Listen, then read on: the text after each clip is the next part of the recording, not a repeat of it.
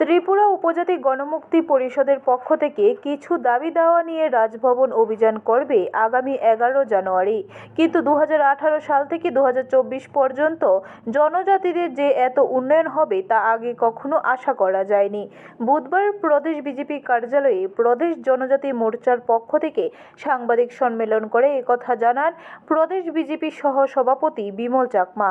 জনজাতিদের কথা চিন্তা করে সরকার গত 6.5 বছরে বহু কাজ করেছে, যেমন ব্রু রিয়াং শরণার্থীদের পুনর্বাসন করেছে, আগরতলা বিমানবন্দরের নাম সিঙ্গার বিল থেকে পরিবর্তন করে এমবিবি বিমানবন্দর করা হয়েছে। 19 আগস্ট মহারাজা বীর বিক্রমের জন্মদিন উদযাপন করা, গড়িয়া পূজা বৃদ্ধি করে 2 দিন করা, মুখ্যমন্ত্রী রাবার মিশন থেকে জনজাতিদের বাড়তি সম্মান প্রদান করেছে ডাবল ইঞ্জিন সরকার।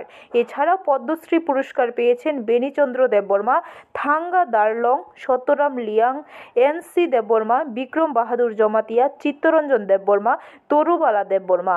কয়েক বছর ধরে দেখলাম কোনো নতুন বিল্ডিংয়ে হয়নি, কিন্তু এখন 2018 থেকে উমেন কলেজে ট্রাইবাল ওয়েলফেয়ার ডিপার্টমেন্ট হোস্টেল খুলেছে, এখন গন্ডাছড়াতে কলেজে হোস্টেল খুলেছে, এরকম 4-5টা আরও কনস্ট্রাকশন হবে। অভয়নগরে বয়েজ হোস্টেল হবে 100টা সিটের। এইরকম করে যে ডেভেলপমেন্ট হয়েছে, এটা সিপিএম বলে ডেভেলপমেন্ট কিছু হয়নি।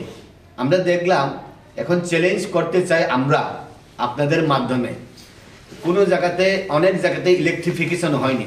আমরা বলবো সিপিএম বন্ধুদেরকে বলবো, আজকে যদি আমাদেরকে কোনো ভিলেজ কমিটি, কোনো গ্রাম, কোনো ওয়ার্ড যদি আমাদেরকে চিহ্নিত করে দেয়।